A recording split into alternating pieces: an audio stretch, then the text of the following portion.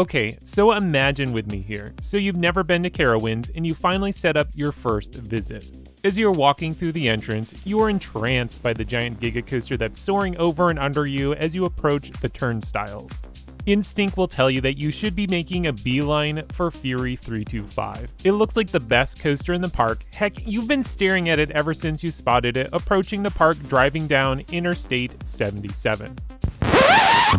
Nope, you're an enthusiast. Fury 325 will not be the first coaster you make a run for. You're heading for Nighthawk. Okay, for those who are new to the coaster scene, Nighthawk is the original Flying Dutchman model designed by Vekoma.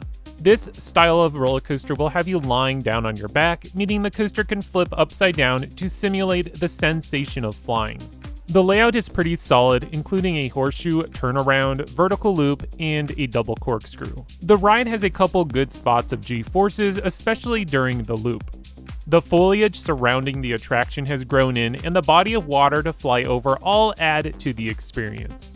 This all sounds cool, and yes, it is pretty cool. The concept of Nighthawk is pretty amazing. However, once you get your first ride on this coaster, your opinion will usually head into one of two directions. You'll become a lifelong fan or despise this attraction. Despise might be a strong word, but for me, one ride is good enough. I have actually ridden all three original Flying Dutchman models, and I'd say that Nighthawk is my least favorite. My reasonings come down to three factors. First is the capacity. This coaster has the worst capacity of the three, or I guess now two, since Firehawk is no more. Nighthawk doesn't have the dual loading station, meaning it can't send the trains as efficient as Batwing, which is also kind of a joke since that coaster is at Six Flags America. Anyways, when I was at the park, I timed the dispatches, and with one train ops, the ride was sending a train about every 6 to 7 minutes. At that rate, Nighthawk would be capping out at 240 riders an hour, thus why the line is so long and moves incredibly slow. According to RCDB, they say that this coaster can operate at 1,000 riders an hour. That's gotta be cap. Even with two trains in operation, I'd be pressed to see this thing push out more than 600 riders an hour.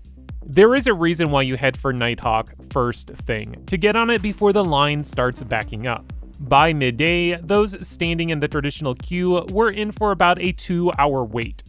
Because this was my first trip and I wanted to get the most out of my time at Carowinds, I bought the Fast Lane Plus, which allowed me to bypass the traditional line. Even with that, I still waited about 20 minutes. Moving on to the second reason as to why I dislike Nighthawk, that would be the restraints. At first glance, you may not think anything of these restraints. It's a vest strap and lap bar combo. When you are seated there in the station in the upright position, it feels rather comfy. The vest restraints aren't constricting, the lap bar might be a little tight, but nothing uncomfortable. Well, once you finally flip upside down into the flying position, that's when things get a little uncomfortable. It won't bother everyone, but I hate the way that the trains are designed, forcing all of your body weight into your shoulders.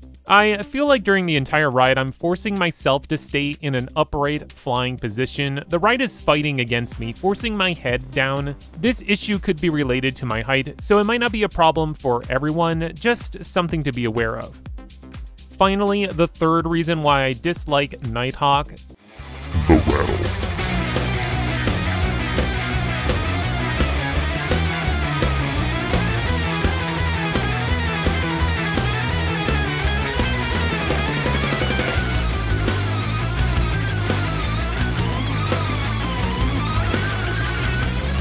I remember hearing about this infamous rattle before riding the roller coaster and was preparing for the worst. Honestly, it's really not that bad. Sure, there are some points of the ride where the train jostles you around some, but it's not the worst coaster in the park. That award belongs to Vortex, a coaster to discuss in a future video.